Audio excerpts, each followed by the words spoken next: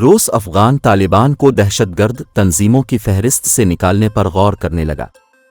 रूसी सदराती महल क्रेमलिन के तर्जुमान ने कहा है कि अफ़गान तालिबान के साथ अहम मामलात पर बातचीत करने और अहम मसाइल को हल करने की ज़रूरत है।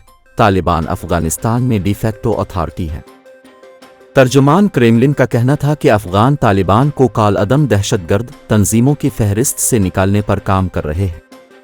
रूसी वज़ारत ख़ारजा के मुताबिक इस हवाले से हतमी फ़ैसला मुल्क की आला सियासी क़यादत करेगी।